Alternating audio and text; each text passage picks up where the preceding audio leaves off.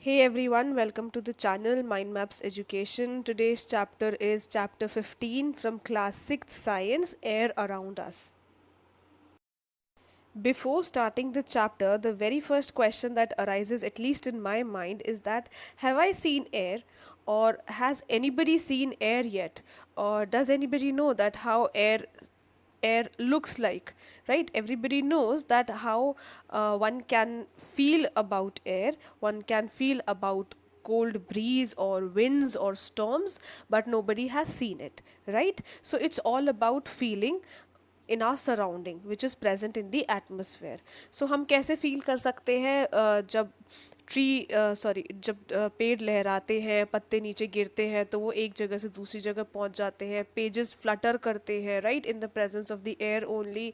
Next is जो हमारा सबसे वेरी वेल नोन मेथड है विच इज़ विनोइंग, जो हमने स्टार्टिंग के चैप्टर्स में पढ़ा था. सो विनोइंग में क्या था कि हम क्या कर रहे थे, हम सेपरेट कर रहे थे चीज़ों को which was more efficient and effective in the presence of moving air. ठीक है, और हम क्या कर रहे थे, in the direction of the air को winnow in the direction of the air में विनोइंग प्रोसेस को कैरी आउट कर रहे थे, right. So this is how one feel about air because nobody has seen it.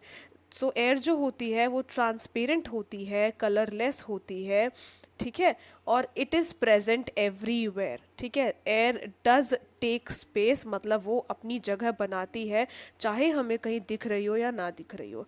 Taking example that how one can find that air is present everywhere around us, let us take a bottle. ठीक है, हमने एक bottle ली experiment के लिए और वो bottle हमारी जानकारी के हिसाब से खाली थी. ठीक है, सो हमने उसकी लिड खोल दी and what we tried is कि हमने इसको सीधा वर्टिकली पानी में डुबो दिया. ठीक है, सो जब हमने इस तरीके से इसकी पोजीशन बनाई तो वी रियलाइज कि जो पानी है वो इसमें नहीं घुस रहा, even when we think that the bottle is empty, right? But when we tilted the bottle at some angle, तो हमने नोटिस किया कि बबल्स बाहर आने लगे और पानी धीरे धीरे अंदर जाने लगा.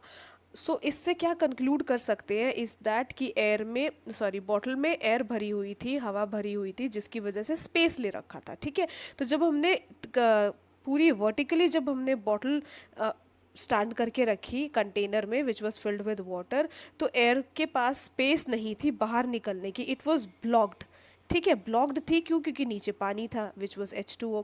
ठीक है, अब जब हमने टिल्ट करी तो थोड़ा सा स्पेस मिला जिसकी वजह से जो एयर है वो धीरे धीरे निकलने लगी बबल्स के फॉर्म में है, और धीरे धीरे पानी अंदर आने लगा जैसे जैसे एयर बाहर निकलने लगी. ठीक है, तो ये ऐसे इस तरीके से जो है पानी इस एंगल पे भरने लगा. So this proves that 1 minute.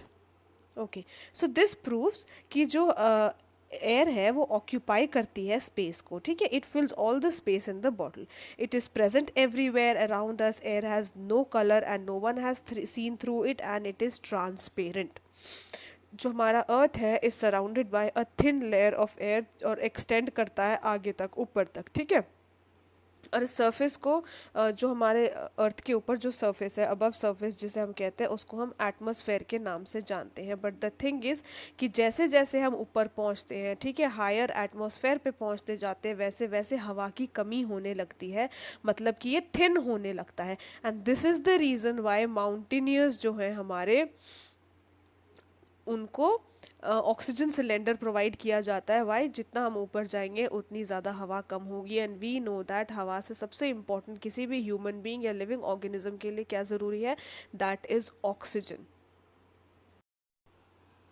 Now the next topic is that what is air made up of. So very first component is said to be water vapor. पहले जो 18th सेंचुरी तक ये माना जा रहा था, 18th सेंचुरी तक माना जा रहा था कि जो एयर है वो सिर्फ एक सब्सटेंस की बनी हुई है. ठीक है, पर over the period of time या एक्सपेरिमेंटली ये प्रूव किया जब साइंटिस्ट ने, तो पीपल गेट टू नो कि ओके जो एयर है वो एक सब्सटेंस की बनी हुई नहीं है, but it is actually a mixture of many gases. Now what are those gases which generally constitute the air is, first is water vapor. We know that कि जो अर्थ सरफेस से, ग्राउंड सरफेस से जो हमारा जो water है जब evaporate होता है तो वो वेपर्स के फॉर्म में होता है, राइट। अब ट्रांसपिरेशन जब प्रोसेस होगा, मतलब कि जब लीव्स जो हैं अपने अंदर का जो वाटर है वो बाहर रिलीज करेगी, वो भी वेपर्स के फॉर्म में होगा। तो ये जो वेपर है ये कहाँ प्रेजेंट होगा? ये हमारे एटमोसफेयर में प्रेजेंट होगा।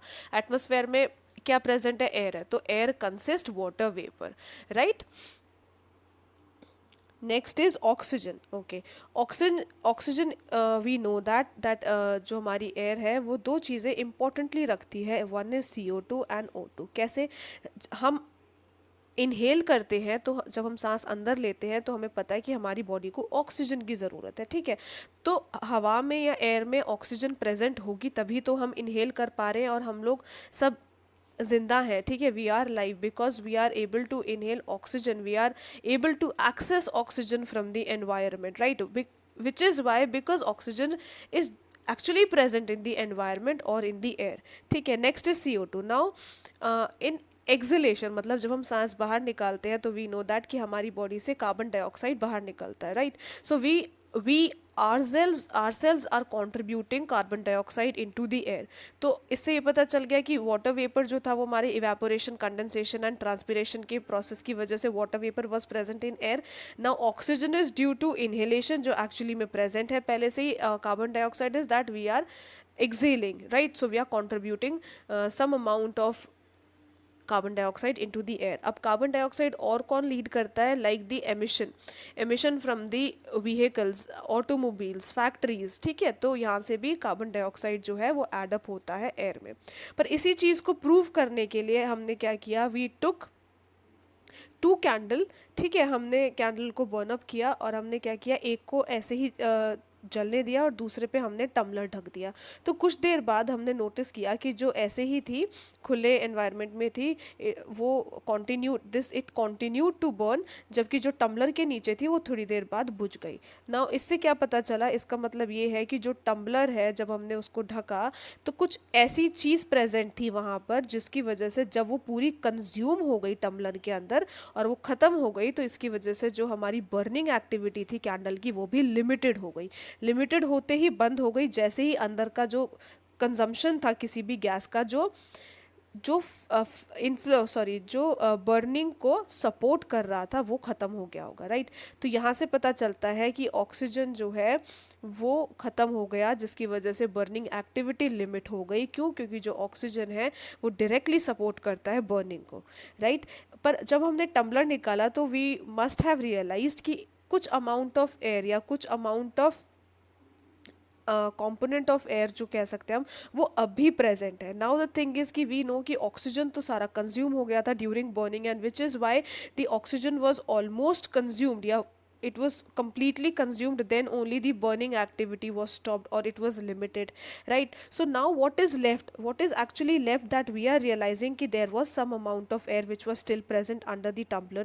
It was nitrogen. So nitrogen is one such component which is present in the air but does not support burning, right? तो जब बर्निंग खत्म हो गई थी उसके बाद भी जब हमारी ये गैस बची हुई थी या एक कंपोनेंट ऑफ एयर बचा हुआ था, it was nitrogen and it does not support burning. Carbon dioxide की हमने बात कर ही ली है, ठीक है। Next is dust and smoke. So see every air, मतलब I mean the air present around us will must contain certain amount of dust and smoke. Now where does this smoke comes from? It comes from the chimneys which is generally incorporated into normal houses like us. Then it is also incorporated into factories and industries जहाँ से क्या होता है, suit, ठीक है, जो हमारा high amount of smoke है during the production of certain stuff, जहाँ पे बर्निंग एंड हीटिंग होती है, तो वहाँ से चिमनी से इनटू द हायर एटमॉस्फेयर इसको रिलीज़ किया जाता है, right. Now it is said कि ये जो हायर एटमॉस्फेयर में जब हम रिलीज़ कर रहे हैं स्मोक को from the chimney which is actually incorporated into either any industry और factory, is not harmful for humans. Why? क्योंकि ये बहुत ऊपर वाले एटमॉस्फेयर में और यहाँ की एयर हम जनरली डायरेक्टली कंज्यूम नहीं करते, but it is harmful for birds, right. Why? Because that area belongs to birds, so when they fly high they quite get some problems due to the smoke coming out from the chimney incorporated into the factories and industries. Now dust, if one must have I believe one must have realised और considered कि अगर हम किसी dark room में एक whole से sunlight को आने दें या पास होने दें through the hole, so we would have seen कि उसमें जो ये हमारा जो बीम बन के आ रहा है सनलाइट का, वहाँ पे कुछ पार्टिकल्स मूव कर रहे हैं, right. So we can actually trace the path of the sunlight, and we can also see certain particles moving in the path of the sunlight. So these are the dust particle, and this shows that air consists of dust particles, right. Next is uh, जो you must be all क्या नाम है, आपको हमेशा advice किया गया होगा कि आप जो है इनहेलेशन मतलब कि सांस जो है वो नाक के through low, via your nostrils through your nose, not with your mouth, right. The reason being कि हमें अब पता चल गया है कि जो एयर है वो कंप्राइज करके रखती है डस्ट पार्टिकल्स भी, and this is not good for our health और for our lungs. So it is always advise to inhale through your nose or via your nostrils. Why? Because the nostril consist और it contains certain fine hairs. ठीक है, कुछ fine hairs होते हैं हमारे नाक में. जब हम इनहेल करते हैं तो जो डस्ट पार्टिकल्स हैं हमारे सारे वो यहाँ पर आकर लॉक हो जाते हैं, जिसकी वजह से क्लीन एयर ही पास होती है टूवर्ड्स आवर लंग्स. ठीक है, and this is why it is always been advised कि आप माउथ से इनहेल ना करें. क्यों? क्योंकि माउथ में कोई फाइन हेयर प्रेजेंट नहीं है जो इन डस्ट पार्टिकल्स को अवॉइड कर सके या वहाँ पे लॉक कर सके, ताकि वो रेस्पिरेटरी सिस्टम में आकर ना बैठे. ठीक है, next topic is okay no see in this figure one can see के जो हमारी एयर है उसमें जो मेजर कंपोनेंट है, ठीक है, वो जनरली क्या है, हमारा नाइट्रोजन और ऑक्सीजन, और उसमें से भी सबसे ज़्यादा इंपॉर्टेंट है हमारा नाइट्रोजन. सो 99% जो है वो हमारा नाइट्रोजन और ऑक्सीजन होता है, जबकि जो रिमेनिंग 1% हो जाता है वो कॉन्स्टिट्यूट करता है carbon dioxide, water vapour and other gases.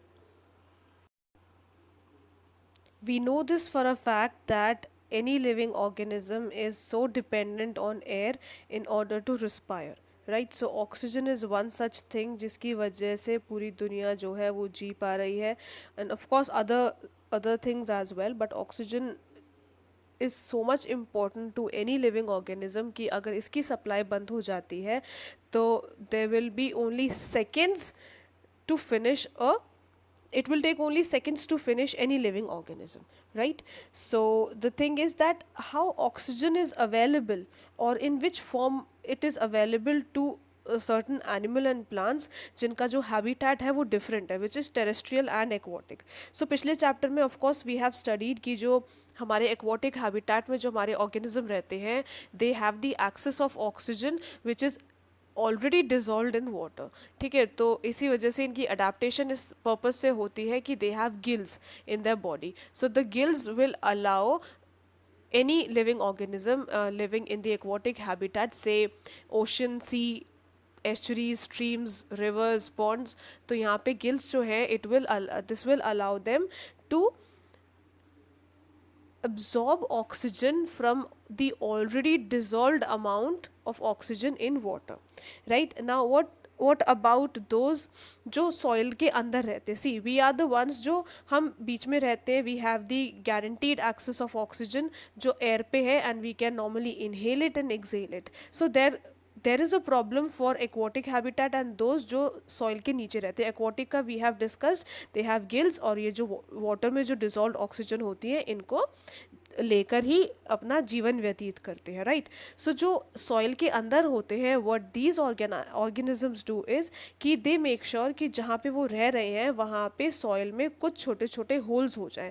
Now these holes will make sure और दीज होल्स विल इंश्योर कि जो स्पेस है for the air is left out. ठीक है, तो यहाँ से जो एयर जो है वो इन भी हो सकेगी और आउट भी हो सकेगी. और जब रेनी सीजन आता है, व्हेन इट रेन्स, तो ये जो सारे ऑर्गेनिज्म हैं या जो स्मॉल एनिमल्स एंड इंसेक्ट्स हैं, ये अपने धरती के नीचे वाले घर को छोड़कर बाहर आ जाते हैं. This is the reason why we see earthworms in rainy seasons only. Why? Because जब बारिश आती है तो इनके जो होल्स थे, जो इनको ऑक्सीजन प्रोवाइड कर रहे थे, जिसकी वजह से स्पेस बनी हुई थी, and which was a direct contact from the soil to the atmosphere और the air above the ground, तो ये जो है ये बंद हो जाते हैं. ठीक है, तो इसी वजह से they have to come out from their house. Next is okay. See, we know कि जो प्लांट हैं of course they need oxygen for the preparation of food, which is which is the process known as photosynthesis, but they also release oxygen. Right. Also जो इनका जो amount है which they need oxygen is actually less जितना ये produce करते हैं. ठीक है, तो दैट इज़ वाई वी से कि जो प्लांट्स हैं वो ऑक्सीजन प्रोड्यूस करते हैं. एंड वी एज एनिमल्स और as human beings we are so dependent on plant कि ये जो बैलेंस है हमारा oxygen in and carbon dioxide out का into the air is so much relatable and so much important. ये जो figure है 15.1.2 is of a windmill. Now windmill जो होती है, जब भी कोई हवा का करंट होता है, तेज होता है, तो दिस मूव्स. ठीक है, ये जब मूव होती है तो इसकी जो एनर्जी है वो स्टोर हो जाती है और जो काम आती है कहाँ पर, इलेक्ट्रिसिटी जनरेट करने में. और इसके अलावा to draw water from the tube wells और टू रन फ्लावर मिल्स. ठीक है, कुल मिला के ये अलग अलग जगह we can dissipate the energy which is actually used और प्रोड्यूस्ड वाया द विंड. ठीक है, ऑल्सो जो एयर है वो इम्पॉर्टेंट होती है हमारी याच को सेल करने में. ठीक है, याच बोले तो जो पानी में हमारी सॉर्ट ऑफ अ शिप मान लो आप. ठीक है, next is it is also important for gliders, parachutes and aeroplanes and also birds as well. ठीक है, जो फ्लाई करते हैं, एनी इंसेक्ट और एनी बर्ड और एनी बैट, एनी एनिमल जो फ्लाई करता है उसके लिए एयर बहुत इंपॉर्टेंट है. उसके अलावा we also need air in order to live. और कुछ फेनोमिनन्स होते हैं जो जनरली डिपेंडेंट होते हैं एयर पे, जैसे कि हमारा होता है पॉलिनेशन, मतलब कि डिस्पर्जल ऑफ सीड या pollen grains from several flowers. ठीक है, so this is how air plays an important role in water cycle as well. The chapter ends. I really hope chapter समझ में आया होगा. Thank you so much for understanding this chapter and watching this video.